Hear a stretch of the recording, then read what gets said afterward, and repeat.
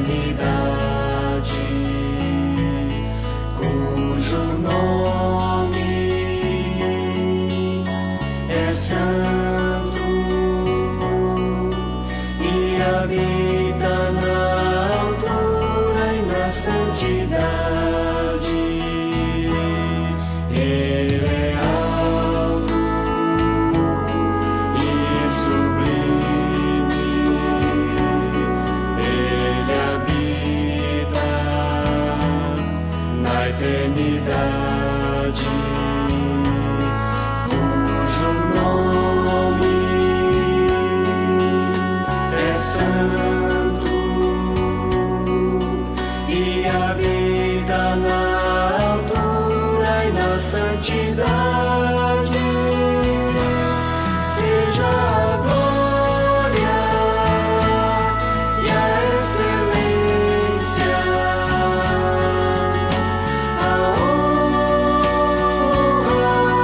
e o poder. Seja a glória e a excelência,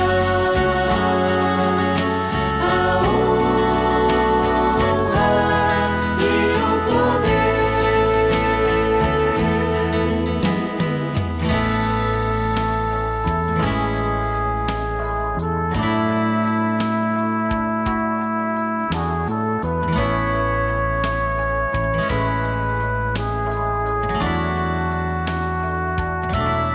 Ele é alto e sublime, ele habita na eternidade, cujo nome é santo e habita na altura e na santidade. Seja a glória e a excelência, a honra e o poder. Seja a glória e a excelência, a honra e o poder. Seja a glória e a excelência, a honra e o poder. Seja a glória e a excelência, a honra e o poder. A honra e o poder. A honra e o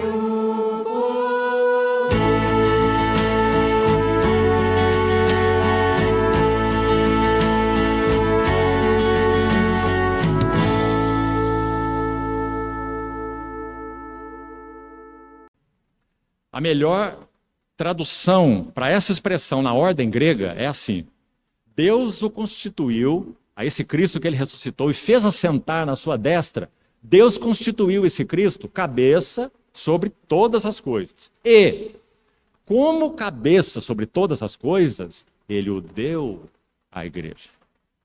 Então você vê que é um pouco distinto do que está aí na revista atualizada.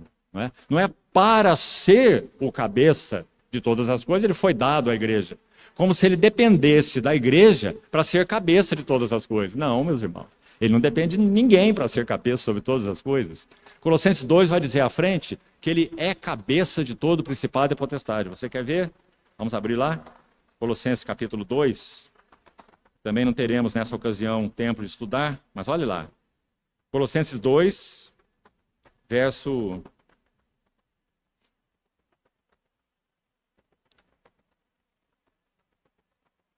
8. Cuidado que ninguém vos venha enredar com a sua filosofia e vãs sutilezas, conforme a tradição dos homens, conforme rudimentos do mundo, e não segundo Cristo. Porquanto nele habita corporalmente toda a plenitude da divindade. Também nele estáis aperfeiçoados, ou nele recebestes vida completa. Vida completa. E, finalmente, ele é o cabeça de todo principado e potestade. Está vendo? Então ele já é o cabeça de todo principado e potestade, ele é o cabeça de todo homem, é outra expressão que Paulo usa, não é? E também aqui, no texto que estamos estudando, ele é a cabeça do corpo. Então quem é a nossa cabeça, a cabeça do corpo, é o mesmo que a cabeça de todas as coisas. Irmãos, é por causa dessa visão e desse entendimento que Paulo vai repreender os coríntios, que estavam ali discutindo quinquilharias, de contendas entre irmãos. Um irmão deve para o outro irmão, então o outro irmão vai levar esse irmão lá no tribunal civil. E Paulo vai dizer, vocês estão loucos? Não há um só sábio no meio de vós que possa julgar no meio da irmandade? E que tenha o respeito dos irmãos para ouvir o juízo dele e agirem assim?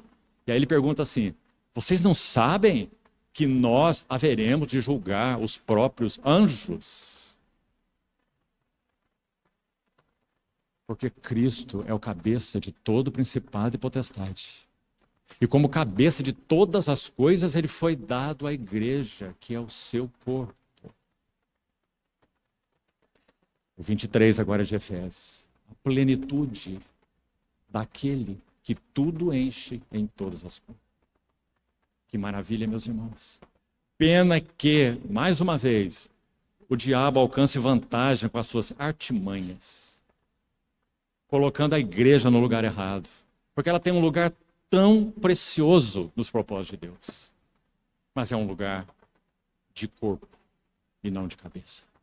É um lugar de subordinação e não de governo. Ele é o cabeça sobre tudo e todos. E ele foi dado à igreja como cabeça.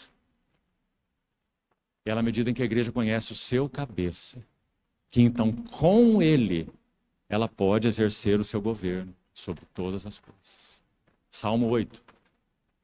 Não foi a anjos que sujeitou o mundo que há de vir, sobre o qual estamos falando. Hebreus 2, que cita o Salmo 8. Então ele diz assim, mas foi dito que é o homem que dele te lembres, o filho do homem que o visites, fizeste, no entanto, por um pouco menor que os anjos. Atenção, o pouco ali é pouco de tempo. Assim foi com o próprio Senhor Jesus. Enquanto nosso Senhor Jesus decidiu viver a limitação de uma vida humana, ele não tinha, porque ele não exerceu o poder de anjos. Ele não tinha o poder de estar aqui e estar ali ao mesmo tempo. Ele se limitou a uma vida humana. Então ele mesmo, por um pouco, foi feito menor que os anjos, porque assumiu natureza humana para viver como homem. Isso é tão importante, meus irmãos, porque é nele que nós temos a redenção por causa disso. Então, que é o homem que dele te lembres, ou o filho do homem que o visites, fizeste, no entanto, por um pouco menor do que Deus, ou que os anjos, diz alguma versão. Ou deuses, até seria a palavra, que muitas vezes se refere a anjos. E aí diz assim, e de glória e de honra o coroaste. Quem foi coroado de glória e de honra? O homem. Mas o autor de Hebreus cita esse salmo, e é muito evidente, como se referindo ao homem Jesus, que é o que todo homem deveria ser, mas não foi, por causa da queda. Então, sujeitou a esse homem todas as coisas. Aí ele, o autor de Hebreus vai dizer assim, olhe com atenção. Porém, ainda não vemos todas as coisas a ele sujeitas. A ele quem? Ao homem que Deus criou à sua imagem. Mas ele continua assim. Olha a maravilha disso. Não vemos ainda todas as coisas ao homem sujeitas. Vemos, todavia, aquele que, tendo sido feito por um pouco menor que os anjos. O autor de Hebreus vai dizer muito bem sobre o que ele está falando. Ele diz, Jesus, por causa do sofrimento da morte, foi coroado de glória e de honra, para que pela graça de Deus provasse a morte por todo. Então, irmãos, é aí que nós estamos. Agora, vamos lá. Seguir. Cabeça do corpo da igreja, número 10. Número 11. Ele é o princípio. Vou mencionar isso rapidamente e quero me deter um pouco mais no próximo título, na próxima glória, primogênito dos mortos. Mas preste atenção aqui sobre o princípio. Aqui também nós temos duas coisas. Primeiro, Provérbios 8, verso 12, personifica a sabedoria. A sabedoria que é descrita em Provérbios não é um atributo, não é uma virtude, é uma pessoa. Porque só uma pessoa pode dizer eu. Um atributo não pode dizer eu, porque um atributo não é pessoal. Uma virtude não pode dizer eu, porque uma virtude não é pessoal. Provérbios 8,12 diz assim: eu, a sabedoria, habito com a prudência. E você vai ver em Provérbios 8, a partir do verso 21, que é descrita essa sabedoria em si, na sua essência, e o que ela faz. Um texto maravilhoso. Registra aí, por favor, para a sua meditação. Provérbios 8, 21 e em diante. Então ele vai dizer assim, vou parafrasear, que essa sabedoria aí, que é o próprio Cristo, 1 Coríntios 1,30, ele, Cristo, se nos tornou da parte de Deus em sabedoria, justiça, santificação e redenção. Então, é dito dessa sabedoria, eu estava com ele no princípio. Então, quando diz, ele é o princípio, primeira ideia, ele é o princípio de toda a criação. Porque ele é antes de toda a criação. Mas outra coisa linda que há em Provérbios 8. Você sabe que muitas profissões são mencionadas na Bíblia, né? Você tem ourives, você tem perfumistas, profissões que ainda existem hoje. Você tem carpinteiro, você tem médico. Todas mencionadas, literalmente na Bíblia, além de outras. Mas sabe qual outra você tem? Arquiteto. E está em Provérbios 8. A sabedoria vai dizer assim, que no princípio de tudo, eu estava com ele, o Filho e o Pai. A sabedoria e Deus, o Pai. Eu estava com ele e eu era o seu arquiteto. E que linda expressão. E eu achava as minhas delícias entre os filhos dos homens. Não é entre os anjos.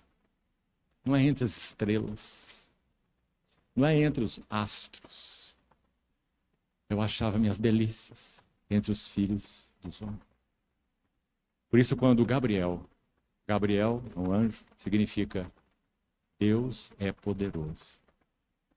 Deus é poderoso. Quando ele vai buscar aquela jovenzinha, talvez com 15 anos de idade, uma virgem, uma menina, de 15 a 17 anos, que estava entre o remanescente que aguardava a redenção de Israel. Ela estava entre eles, além de outros.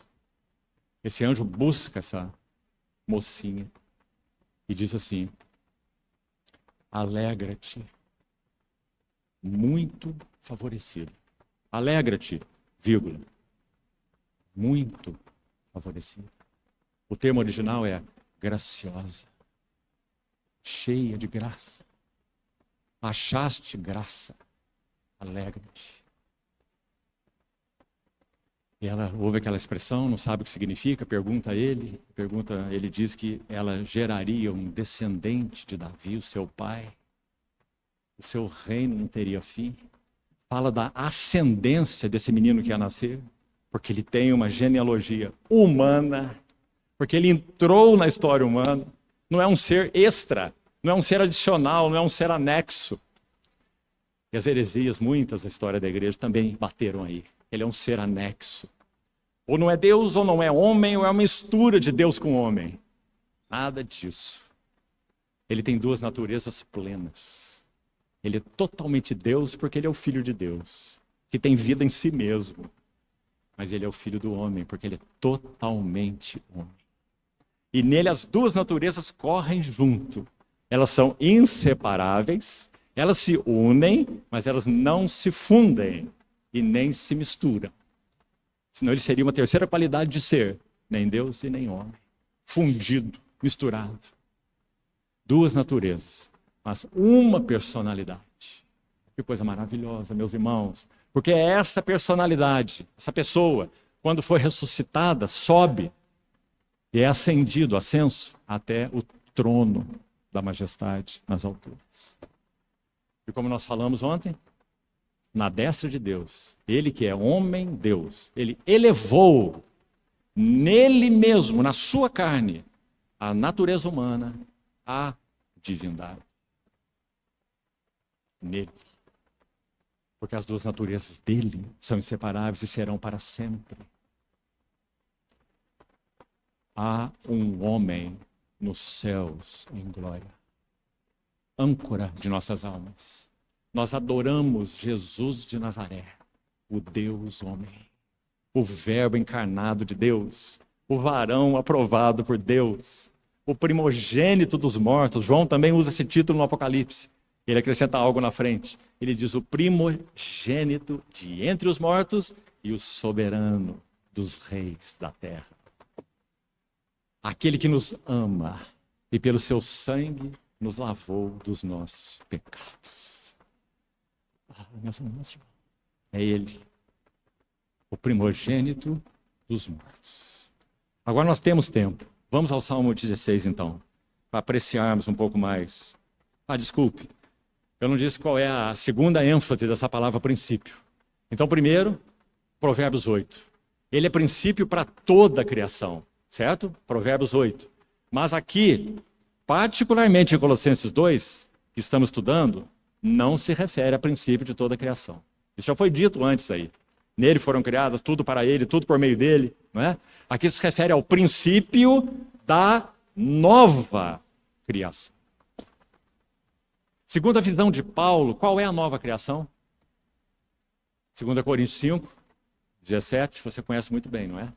Aquele que está em Cristo é uma nova criatura, não é uma boa palavra. A palavra é criação. Aquele que está em Cristo é uma nova criação. Certamente, não estamos condenando o João Ferreira de Almeida, porque a verdade de sermos novas criaturas nele é um fato. Mas acontece que a abrangência do versículo é muito maior do que alguém ser feito uma nova criatura. Você está me entendendo? A abrangência do versículo é que se alguém está em Cristo, ele foi colocado em Cristo pela graça e pela fé, em Cristo ele faz parte da nova criação de Deus. Qual é a nova criação de Deus? A primeira criação, irmãos, derrotada, perdida, contaminada, caída, não é? E particularmente o homem, que sujeitou a criação à vaidade. Romanos 8. Ela não está sujeita à vaidade voluntariamente. Ela foi sujeita à vaidade, não é? Por causa daquele que a sujeitou. Romanos 8, certo? E ela suporta angústias até agora. Então, essa é a velha criação. Agora, quando o verbo se fez carne, Deus está iniciando um novo princípio que terá Cristo como cabeça de uma nova criação. Isso é muito importante. Olha, vou dizer algo histórico para você. Quando Allston Sparks viu, como profeta de Deus que ele foi, como ele viu com clareza essa maravilhosa visão, ele era um dos preletores das famosas convenções de Keswick. Já ouviu falar delas? Sparks era um dos preletores lá. Quando ele viu a beleza dessa realidade, o novo homem de uma nova criação, e começou a pregar isso, sabe o que aconteceu? Eles acharam que ele estava pregando heresias. E naquela plataforma, nas convenções de Keswick, em que havia um versículo extraído de João 17, assim, para que todos sejam um. Então, unidade era um ponto forte para eles, não é? Unidade, unidade. Mas era uma unidade segundo os moldes deles. Porque quando Sparks começou a falar isso, eles nunca mais o convidaram para ministrar em conferência nenhuma. E ele disse que continuou indo às conferências de Keswick. Ele estendia a mão para cumprimentar aquelas pessoas que eram seus companheiros. Eles não estendiam a mão para ele. O novo homem da nova criação. Que homem é esse? É um homem coletivo. Que tem Jesus Cristo, Jesus de Nazaré, o varão aprovado de Deus. Ele é a cabeça. E tem um corpo de muitos membros. Por isso, em 1 Coríntios 12, 12, você vai ler assim, 1 Coríntios 12, 12. O corpo é um e tem muitos membros. E todos os membros, sendo muitos, constituem um só corpo. Será que Paulo está falando do corpo de Cristo? Definitivamente não. Porque ele diz, na sequência, assim também com respeito a Cristo. O Cristo mencionado em 1 Coríntios 12, 12 é o Cristo coletivo. Por isso a palavra usada não é Jesus Cristo. A palavra usada é Cristo. Salmo 133. A mesma unção que o cabeça recebeu quando foi entronizado é como óleo precioso sobre a cabeça. Quando esse cabeça foi entronizado, ele derramou esse óleo que ele recebeu para todo o seu corpo. Não é o Salmo 133? Óleo sobre a cabeça, que desce pela barba, a barba de Arão, e até a orla das suas vestes. Meus irmãos, não é isso que a Bíblia ensina? Não é? A unção que o corpo de Cristo recebeu foi a mesma unção que o cabeça recebeu. Atos 2, 33. Ele derramou isto que vedes e ouvis. O que é esse isto? O Espírito Santo, no dia de Pentecostes. Então você percebe, irmão, que o novo homem da nova criação, ele é coletivo. Não é nossa história. Nós temos um cabeça e esse corpo tem muitos membros. Assim é Cristo. Paulo não poderia escrever assim é Jesus de Nazaré. Que sentido teria isso? Não é? Mas ele diz assim, isso diz respeito a Cristo. Aí ele vai explicar, pois, olha o pois no verso 13, 1 Coríntios 12, 13. Pois em um só Espírito, todos nós fomos batizados para dentro de um corpo. E a todos nós foi dado beber de um só Espírito. Então, ele está falando de um homem coletivo. Cristo e a igreja não é um homem coletivo? Claro que é. É o que a Bíblia ensina. Então, ele é o princípio da nova criação. Cristo a cabeça, a igreja o corpo. Grande é esse mistério, mas eu me refiro a Cristo e à igreja. Próxima expressão. Aí vamos concluindo. Ele é o primogênito dentre os mortos. Abra, por favor, comigo o Salmo 16. Se pudermos deter aqui um pouco, será suficiente. Salmo 16.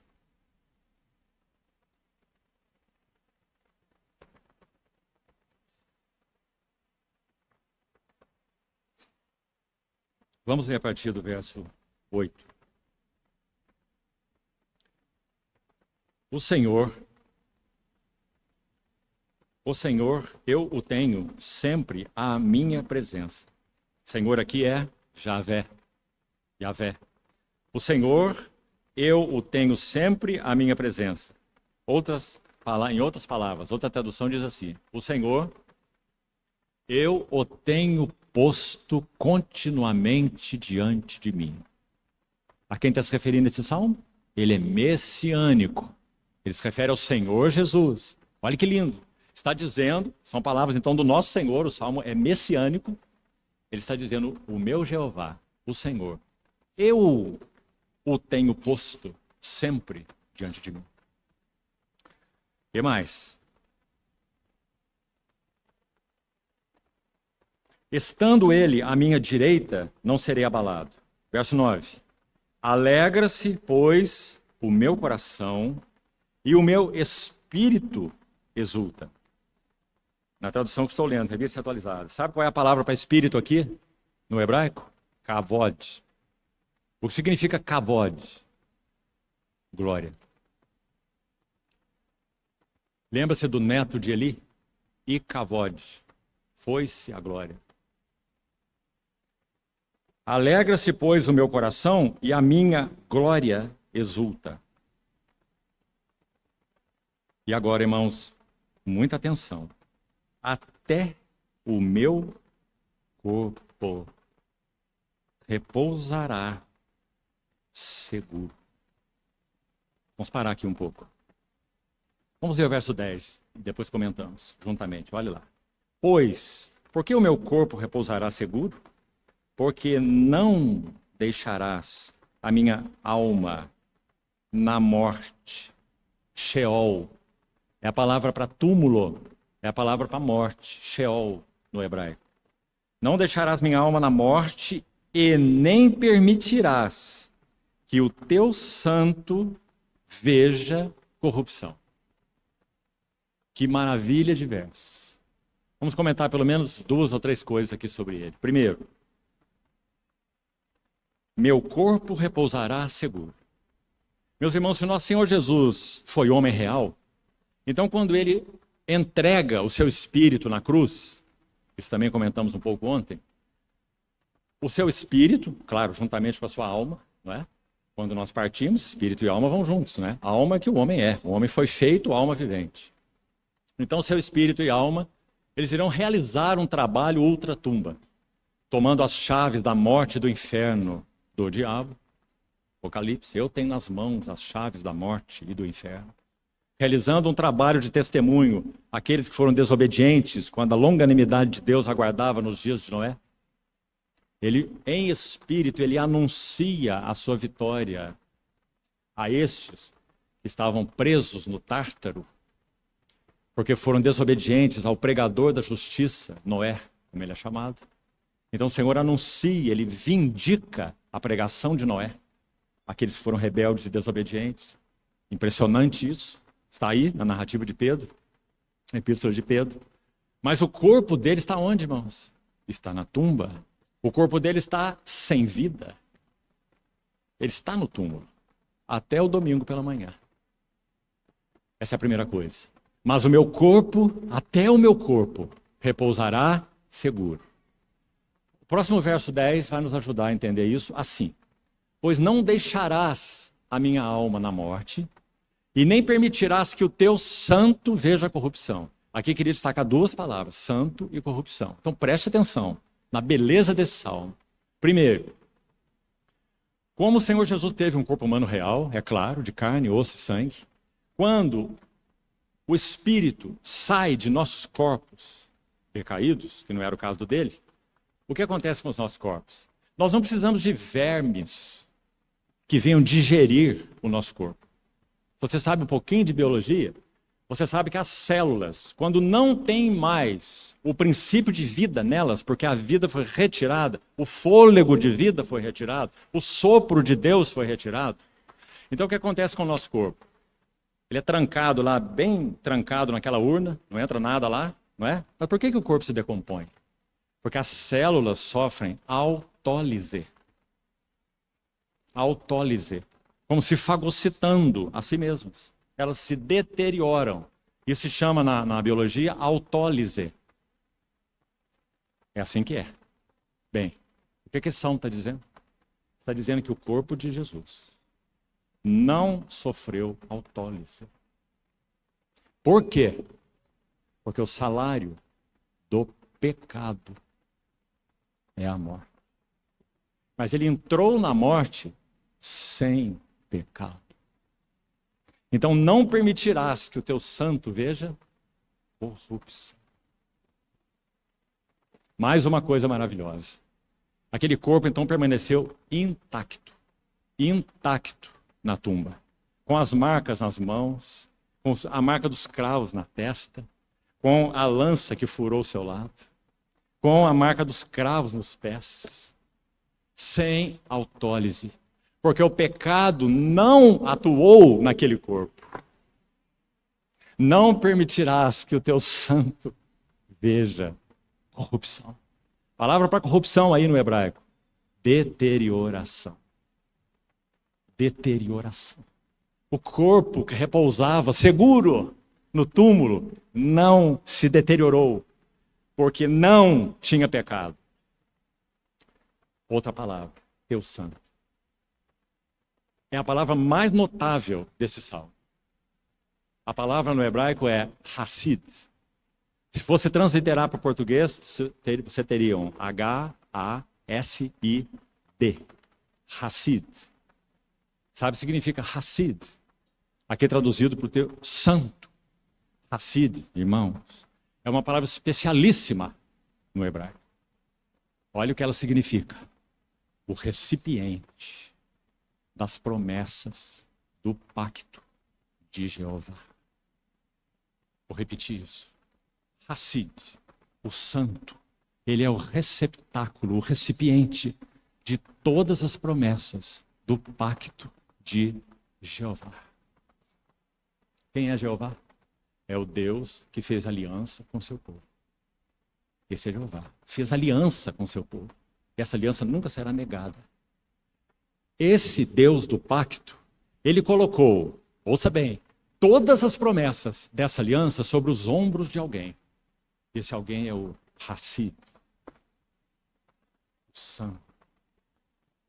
Então, quando o santo entra no túmulo, tu não deixarás a minha alma na morte. Porque as promessas do pacto são irrevogáveis. Porque Deus é o Deus, 2 Coríntios capítulo 1. Escute, deixa eu ver qual é o verso. Se não me engano é o verso 20. 2 Coríntios 1, 20. Ouça com atenção. Porque todas as promessas de Deus têm nele Cristo, o Hassid, o santo. Todas as promessas de Deus têm nele o sim e o amém. Esse que entrou no túmulo, até o meu corpo repousará seguro. Ele estava realizando a sua obra, como falamos, ultratumba, mas o corpo está lá. Então chega o dia, o domingo pela manhã. O que acontece? O Deus Todo-Poderoso, Romanos capítulo 8, versículo 11. O Espírito daquele que ressuscitou Jesus dentre os mortos.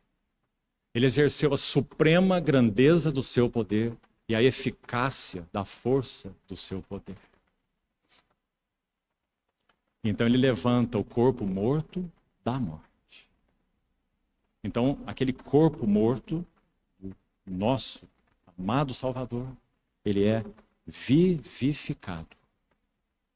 E tal é o fato tremendo que numa das aparições, das 10 aparições pós-ressurreição, cada uma delas é maravilhosa, é objeto de estudo. 10 aparições, cada uma com uma lição.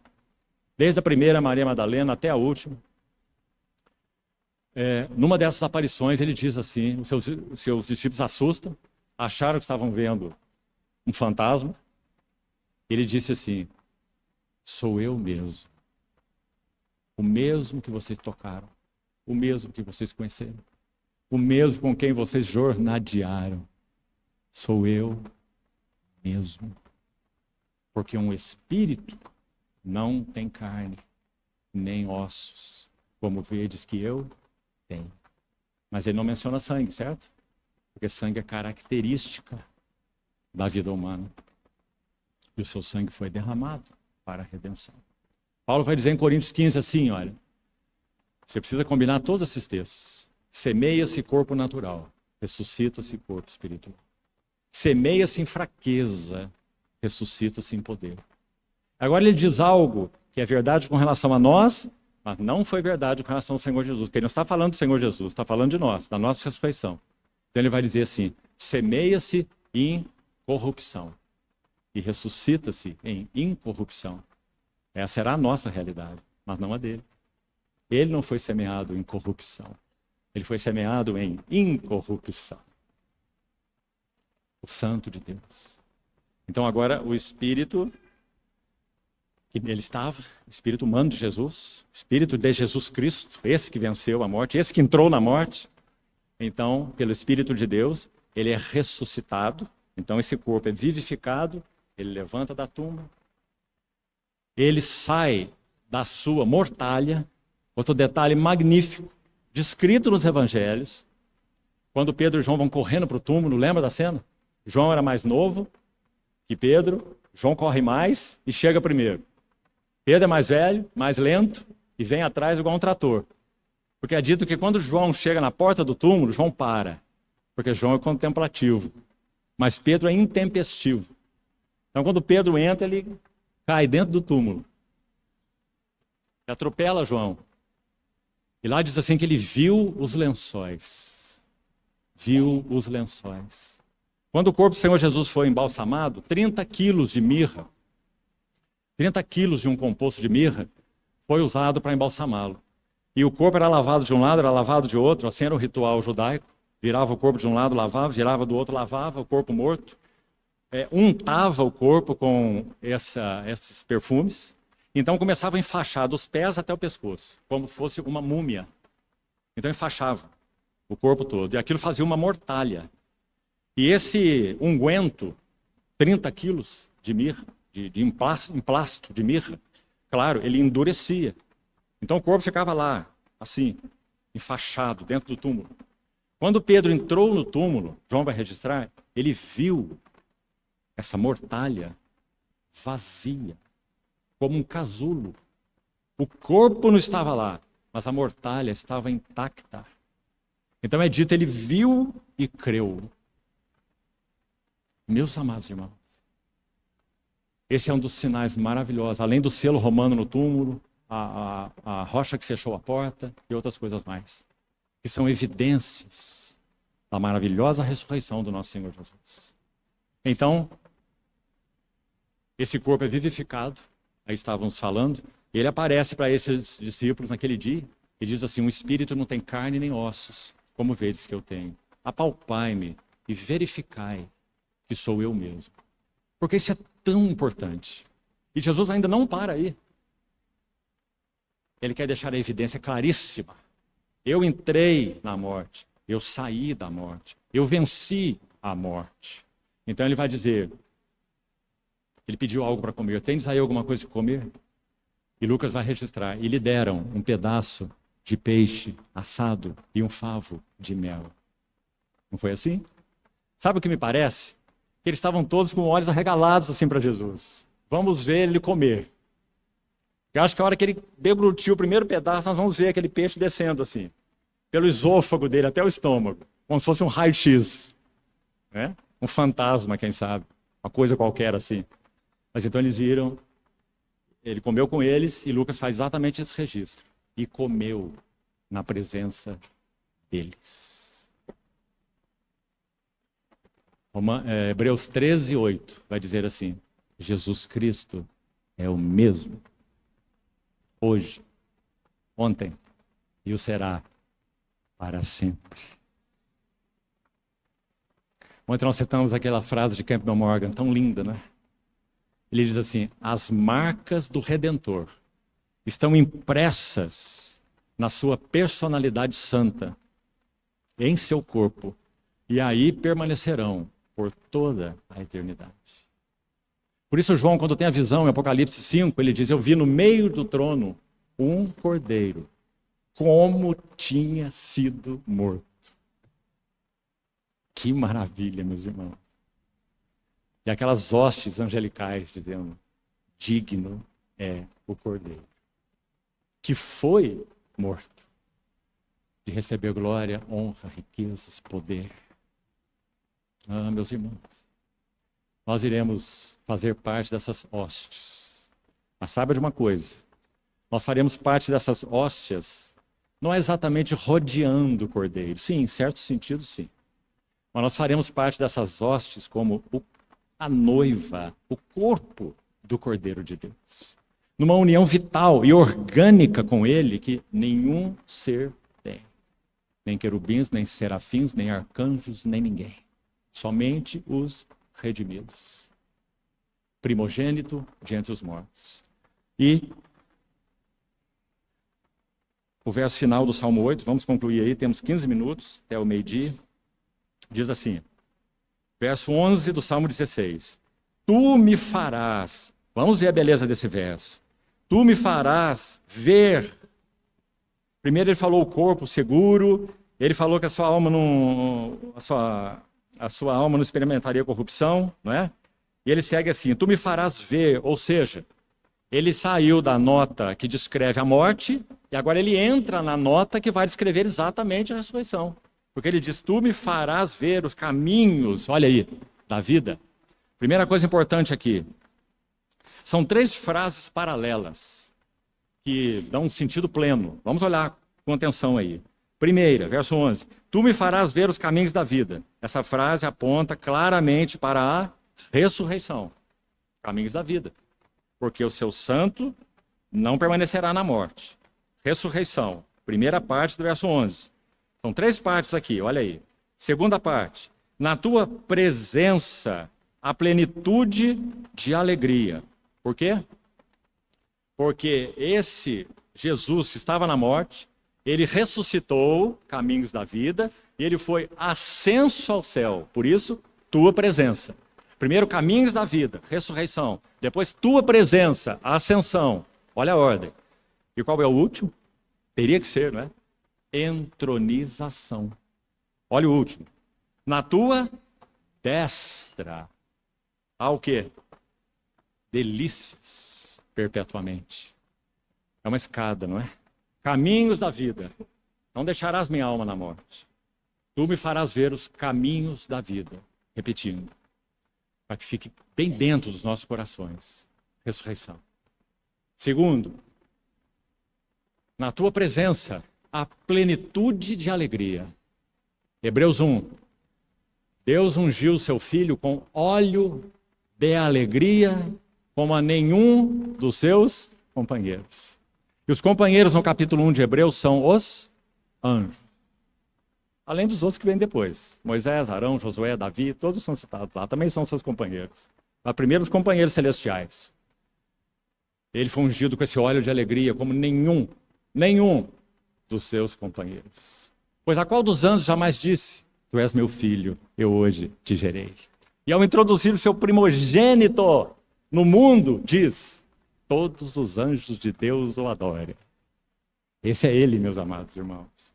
Assim o autor de Hebreus o descreve. Então, ressurreição, caminhos da vida. Na tua presença, a plenitude de alegria, ascensão. E finalmente, na tua destra, delícias perpetuamente. Entronização. Agora, abra comigo, por favor, o Salmo 24. Tenha paciência aí que já estamos indo para o fim. Não durma.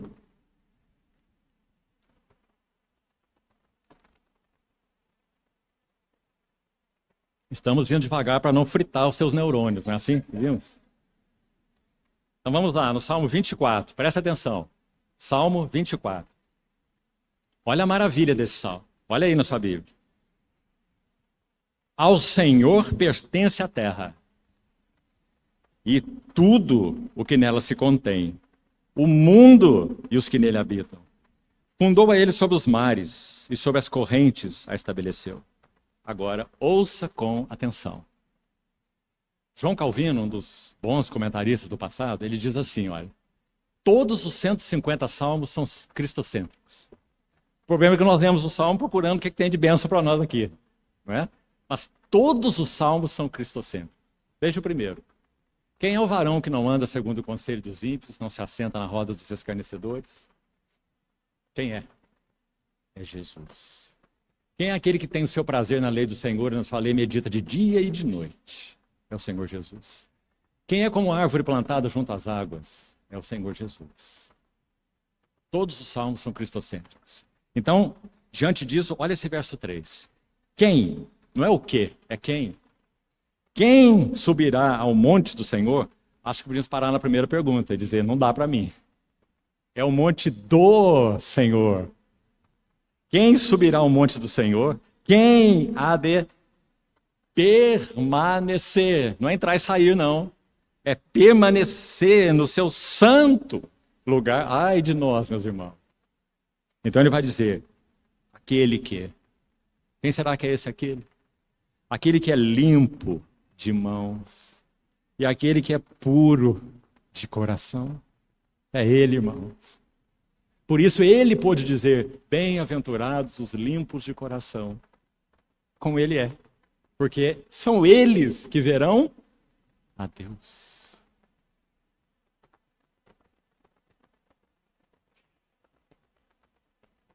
Que não entrega a sua alma à falsidade. Tentado, oprimido. Colocado em enrascadas, encruzilhadas. Não foi assim a vida do nosso Senhor? Apertado por fariseus, por saduceus, por herodianos, por inimigos de toda sorte, pelo diabo. Não entrega sua alma à falsidade. E nem jura dolosamente, com engano, engano. Pedro vai dizer, dolo algum se achou na sua boca. Lembra-se? Este obterá do Senhor a bênção. Não é uma bênção. Porque a bênção. Todas as vezes que você lê isso no singular, essa bênção se refere nas promessas do Antigo Testamento ao Espírito Santo. Gálatas 4 diz assim, para que a bênção, não é uma bênção, a bênção de Abraão chegasse aos gentios, para que pela fé recebêssemos o Espírito prometido. Derramarei água pura sobre vós e ficareis purificados. Ezequiel 36. De todas as vossas imundícias, de todos os vossos ídolos, eu vos purificarei, etc, etc. Ele diz, eu porei em vós o meu Espírito. Essa é a bênção. Então, este receberá do Senhor a bênção e a justiça. Ele recebeu justiça, irmãos. Como nosso querido irmão Cleiton nos dizia aqui numa das aberturas, se nós fôssemos receber a justiça de Deus sobre nós, meus irmãos, todos nós seríamos condenados. Mas este receberá de Deus a justiça. Romanos 3, ele é seu Deus, é Deus justo e é justificador daquele que tem fé em Jesus. Então, porque Jesus cumpriu a justiça de Deus, então ele receberá a justiça do Deus da sua salvação. E aí ele aplica aos que temem o Senhor. E vai dizer, tal é a geração dos que buscam a face do Deus de Jacó. Agora chegamos aqui, ó, no Salmo da entronização. Vamos pensar nele um pouquinho. Me permita ter a liberdade de usar uma figura. Vamos pensar em duas imensas hostes angelicais. Que estão ali, primeiro, nós vemos 1 Timóteo 3,16, que quando Jesus foi manifestado na carne, ele foi contemplado por anjos. Aquele que é o Logos de Deus, o único lugar onde a glória de Deus pode ser conhecida e expressada, esse Logos, nos céus, ele é adorado pelos anjos. Mas, houve um tempo aí nessa eternidade em que esse verbo saiu de lá. Esse verbo não está mais lá. Esse verbo está na terra. Aquele que foi manifestado na carne. Foi justificado em espírito, já explicamos essa frase. Depois diz, contemplado por anjos. E não foi isso que vimos em Lucas 1 e 2? Os anjos com os olhos enormes, olhando para a terra. O bebê de Belém. O anjo que vai falar com aqueles pastores no campo. Glória a Deus nas alturas, paz na terra aos homens, porque Ele quer bem a estes homens. Toda aquela alegria das hostes angelicais. Gabriel falando com Zacarias primeiro, Gabriel falando com Maria. Né? Então, aí está o verbo, em carne, e os anjos observando. Esse verbo, em carne, cresce. Talvez aos 12 anos mesmo, ele tenha assumido, senão, juntamente com seu pai, a carpintaria. Marcos nos diz que ele não era apenas o filho do carpinteiro. Marcos diz que ele é o carpinteiro. Marcos capítulo 6. E então, os anjos estão de olho nele. Porque o Logos se fez carne. O objeto da adoração dos anjos. Então ele inicia o seu ministério. É batizado, depois ele é tentado pelo próprio diabo. Quando ele vence essa tentação, depois de 40 dias, o que nós vemos lá? E anjos de Deus vieram e o serviram. E ele continua caminhando. Depois ele vai ao Getsemane. E ao Getsemane ele trava a batalha da vontade. A mais terrível batalha. A vontade de cada um de nós é uma rainha altiva. Rainha altiva. Eu quero. Eu quero. O Senhor trava essa batalha no Getsemane. Ele diz, não seja o que eu quero, e sim o que tu queres. Ele vence a última batalha. Rendição da vontade. Seu pai tem uma vontade e ele também tem uma vontade. Outra coisa que você precisa pensar. Nem o Espírito Santo substituiu o espírito humano de Jesus, não. Se ele é homem, ele tem que ter espírito humano. E nem a vontade de Deus substituiu a vontade de Jesus. São duas vontades. Mas Jesus submeteu a sua vontade humana à vontade de seu Pai. A minha comida consiste em fazer a vontade daquele que me enviou e realizar a sua obra. Eu desci do céu não para fazer a minha vontade, mas a vontade daquele que me enviou. Então, ele está no Getsemane e ele vence a batalha da vontade. Pai, com toda reverência, meus irmãos, todo temor, eu vou buscar parafrasear essa palavra do nosso Senhor Jesus. Ele está dizendo assim: Pai, o que está diante de mim é horrível. O que está diante de mim é alienação da tua presença. O que está diante de mim é a perda da minha comunhão com o Senhor. Então, Pai, se possível for, passe de mim esse cálice. Contudo, não seja o que eu quero. O que ele queria? Não perder essa comunhão doce, eterna. Em João 17, quando ele ora, ele chama essa comunhão de a glória que eu tive junto de ti antes que houvesse. Você acha que ele queria perder isso? Isso é dele por direito. E como homem, isso é dele por mérito. Mérito. Ele tem mérito. Quando ele subiu no Monte da Transfiguração, um homem, ele foi transfigurado diante deles. Porque ele é o varão de Deus, santo, inculpável, sem mácula. Pai, se for possível, passe de mim a alienação, a perda da comunhão. Mas não seja o que eu quero, seja o que tu queres. A batalha do Getsemane se resume entre a face de Deus e a vontade de Deus. O Senhor Jesus sempre fez a vontade de Deus. E o Senhor Jesus sempre viu a face de Deus. Quando é que ele não viu a face de Deus? Ele via muitas faces carrancudas, de inimigos ferozes, rangendo os dentes contra ele. Ele viu a face de Pedro, negando 3 vezes, amaldiçoando, dizendo: eu não conheço esse homem, anátema. Ele viu, ao final, todos se dispersarem e o abandonarem. Tudo isso ele viu. Mas ele continuava vendo a face do seu Pai. Ele disse, João 16, todos me deixareis só. Mas eu não estou só, porque o meu Pai está comigo. Mas agora ele chega no Getsemane e ele sabe que ele tem que fazer uma escolha. Se ele quiser preservar essa comunhão, é dele. Ele tem méritos e direitos. Se ele preservasse essa comunhão, nós nunca teríamos acesso a essa comunhão. Nunca. Então o que ele decide? Esse que sempre fez a vontade de Deus, esse que sempre viu a face de Deus, no Getsemane, essas duas coisas vão entrar, elas sempre caminharam assim, a par e passo, benditas, vendo a face do meu Pai e fazendo a vontade do meu Pai.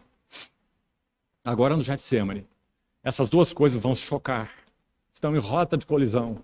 Ele tem que decidir se ele quer continuar vendo a face do seu Pai para sempre, ou se ele vai continuar fazendo a vontade do seu Pai. Qual é a vontade do seu Pai? Conduzir muitos à glória. Será que o Filho vai fazer isso? Será que ele será o mediador para isso? Será? Qual decisão ele vai tomar? Meus irmãos, nós cantamos um cântico que diz assim: do meu Senhor, o amor fiel é mais que o mundo pode dar. mais alto que os mais altos céus e mais profundo que o mar.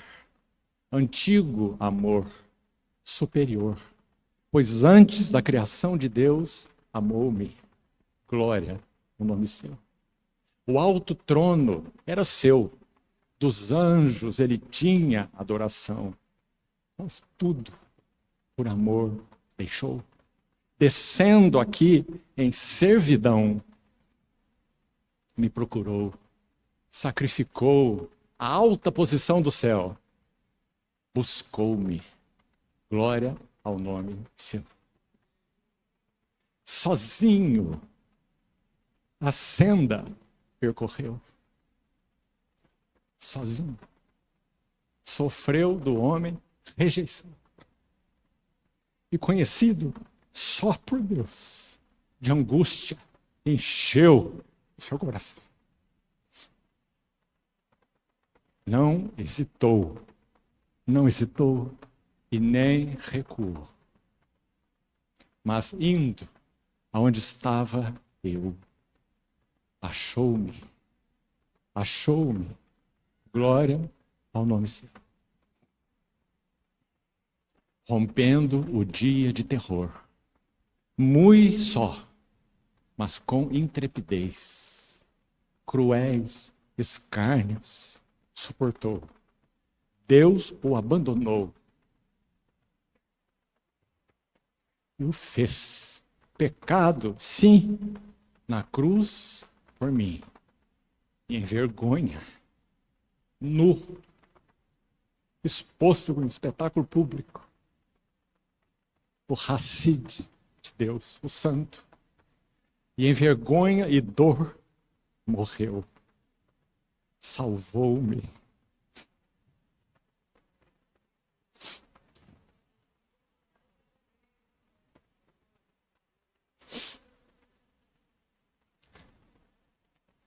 Glória ao nome seu. E a última estrofe diz assim: enquanto aqui eu viver, eu direi das maravilhas deste amor. Por fim, com ele estarei, provando a graça superior. Oh, que prazer seu rosto ver, prostrado, renderei fiel louvores. Glória ao nome seu. Que maravilhoso cântico. Meus irmãos, então aí estão, como nós falamos, Getsemane, as hostes de anjos, observando o nosso Senhor, que toma essa decisão. Estou terminando aqui. E quando ele toma essa decisão, o que acontece? Vem uma guarda, como se fosse prender um bandido, um criminoso. Uma escolta de soldados armados para prender um carpinteiro. Chegam com tochas e porretes. E Judas está liderando a eles. Então Judas se aproxima e o Senhor Jesus diz a ele: meu amigo, você acha que Jesus era hipócrita? Hein? Ele diz para Judas: meu amigo, o Senhor escolheu, o Senhor o chamou entre os 12. Ele era o tesoureiro do grupo, embora nosso Senhor soubesse que ele era um ladrão. Nosso Senhor lavou os pés dele naquela última noite. Então ele diz: meu amigo, a que viestes? Então Judas o beijou. Há 3 tipos de beijo na Bíblia. Só 3. Beijo nos pés. Aquela mulher pecadora ofereceu a Jesus. Esse beijo fala de adoração. Beijo na boca. Cantares capítulo 1. Beija-me com os beijos de tua boca. Fala de intimidade. E beijo no rosto, que fala de amizade. Então Judas o beija no rosto para identificá-lo. Os guardas nem sabiam quem era Jesus. Carpinteiro comum. Judas o identificou com esse beijo. E o Senhor Jesus diz assim: com um beijo traz o Filho do Homem. E os anjos estão lá com seus olhos atentos. Por quê? Porque chegou uma escolta armada. Então Pedro tira a sua espada. E ele decepa a orelha do servo do sumo sacerdote, para tentar salvar Jesus.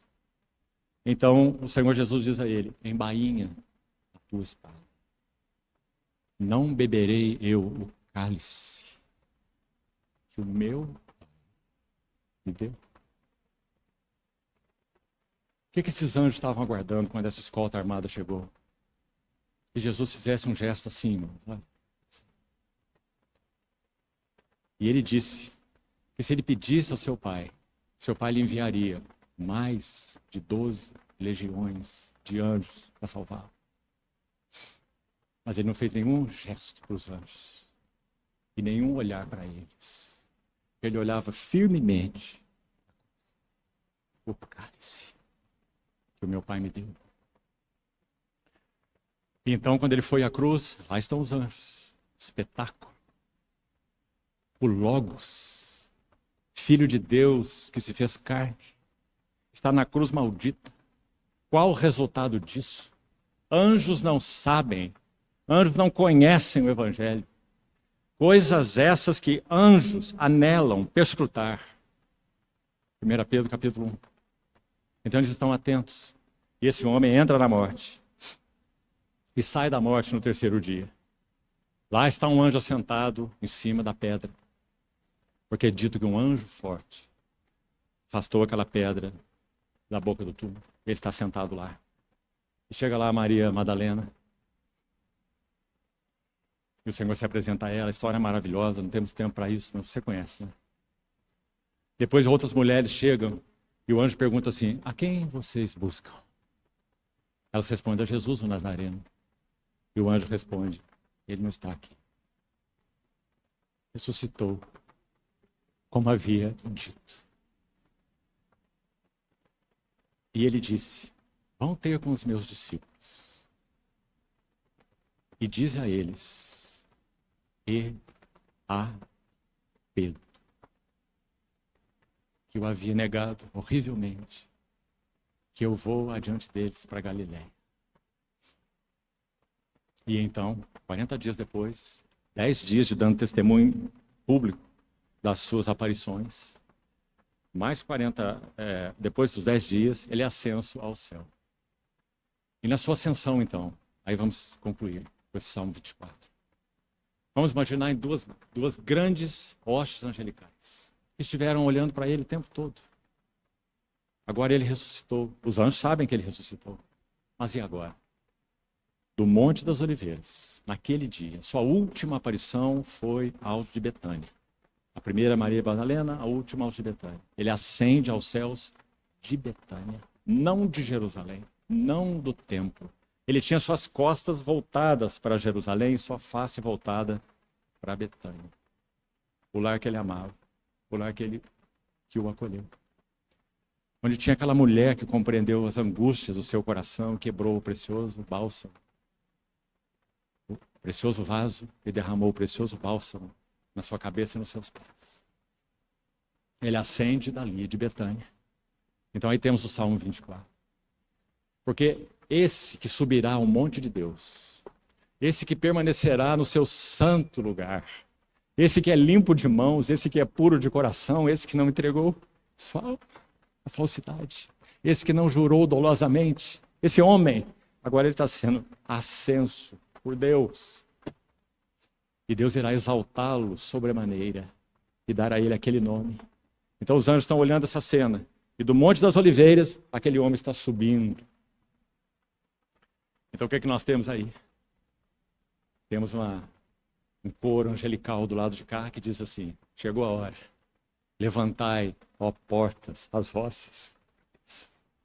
Levantai-vos, ó portais eternos.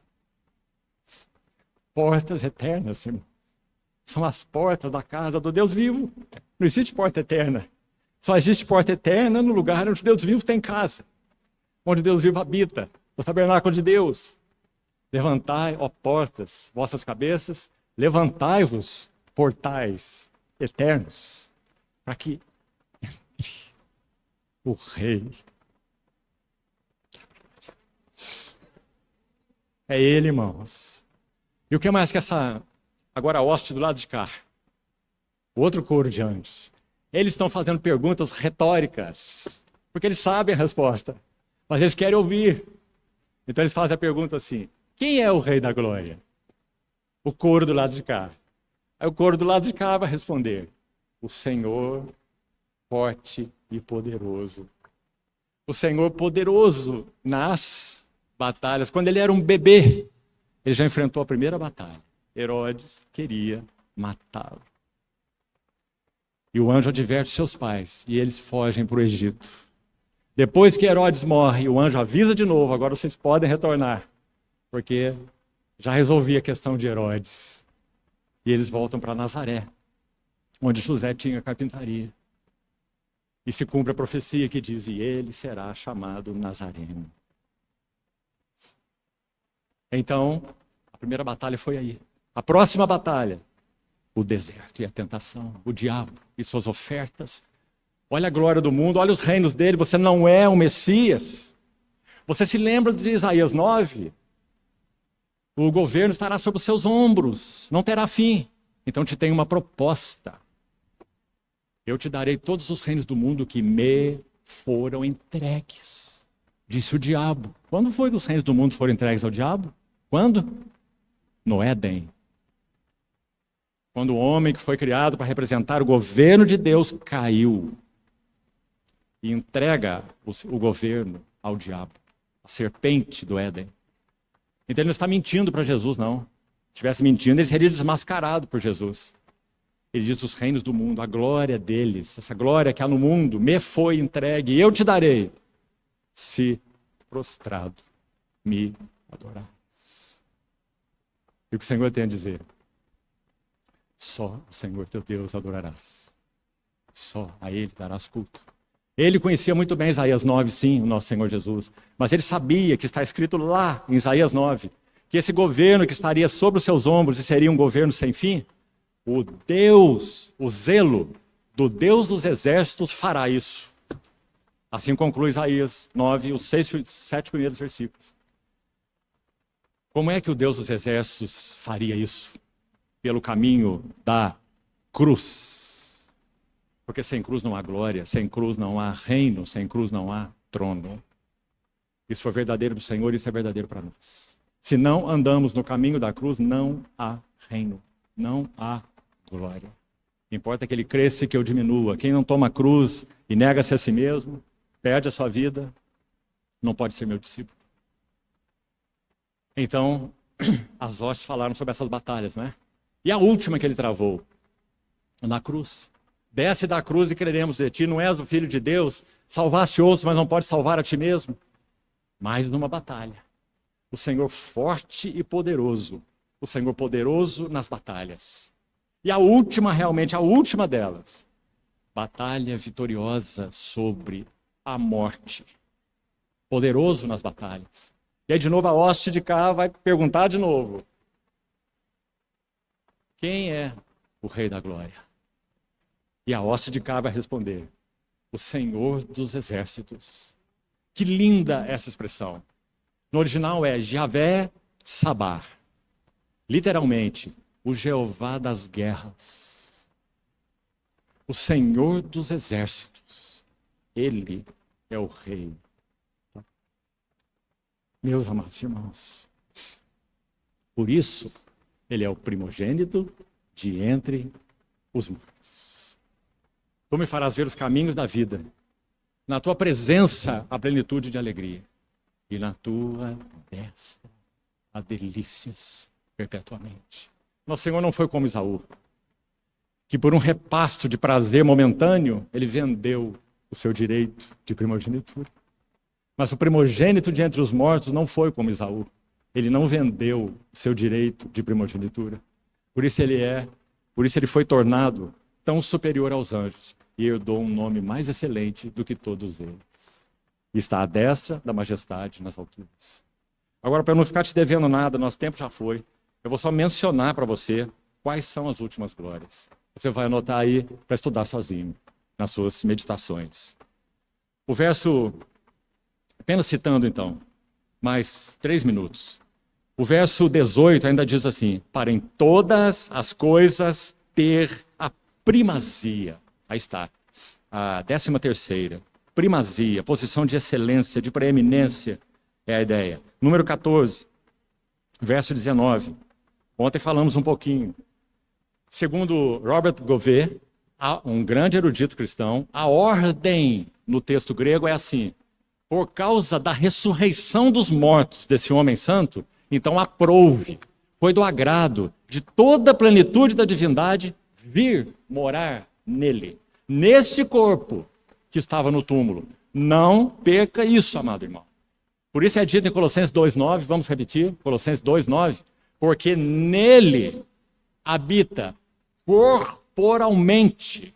Antes da encarnação, nosso Senhor não tinha corpo físico, humano.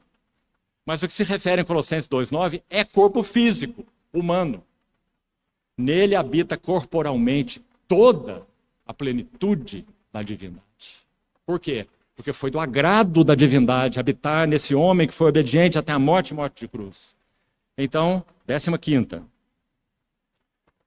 Reconciliação. 15ª e 16ª. E aqui terminamos. Olha aí para o texto para você ver. Primeiro é dito que essa tremenda morte, essa tremenda ressurreição, essa tremenda entronização, reconciliou. Aí está, a 15ª glória. Ele é reconciliador, meus irmãos. Não é só de você e de mim. Não é só de pecadores na terra. Presta atenção. Ele é reconciliador de todas as coisas no céu e na terra. Até porque o pecado e a rebelião não começaram na terra. O pecado e a rebelião começaram nos céus, com Lúcifer e seus anjos. Não é que os demônios serão reconciliados com Deus. Não vai fazer confusão. Mas significa que eles serão colocados numa esfera de absoluta subordinação, sem poderem pelejar mais nada contra os propósitos de Deus. Harmonia, paz cósmica. Hoje nós não temos paz cósmica, nós temos confusão cósmica. Na criação aqui na Terra, que é o centro do universo, né? É a Terra. Zacarias 12 diz isso. E no cosmos, em geral, não é? Mas quando o príncipe da paz, aquele que reconciliou todas as coisas no céu e na terra, se manifestar, o cosmos será trazido à paz. Por isso ele é o príncipe da paz. Mas então ele coloca mais uma vez aí, para concluir, o reconciliou de novo. E agora ele aplica a nós. Então primeiro reconciliasse todas as coisas nos céus e na terra. E depois, a vós outros. Que privilégio, amados irmãos. A vós outros que eres o quê? Amigos de Deus? Inimigos. Inimigos no vosso entendimento. Sínesis. Lembra o que significa? Correr junto, fluir junto. O entendimento de vocês fluía junto com o pecado. O entendimento de vocês fluía junto com o diabo. Era inimigos no vosso entendimento, pelas vossas obras malignas. Agora, porém, vos reconciliou. Vos reconciliou onde? No corpo, de novo o corpo, irmão. Que bendito corpo. Vos reconciliou no corpo da sua carne, mediante a sua morte, para vos apresentar perante Ele. Santos, inculpáveis, irrepreensíveis, se é que permaneceis na fé, alicerçados e firmes, não vos deixando afastar da esperança do Evangelho, que foi pregado a toda criatura debaixo do céu, e do qual eu, Paulo, me tornei ministro. E não vamos ter tempo, pelo menos nessa ocasião, de ver o resto, né?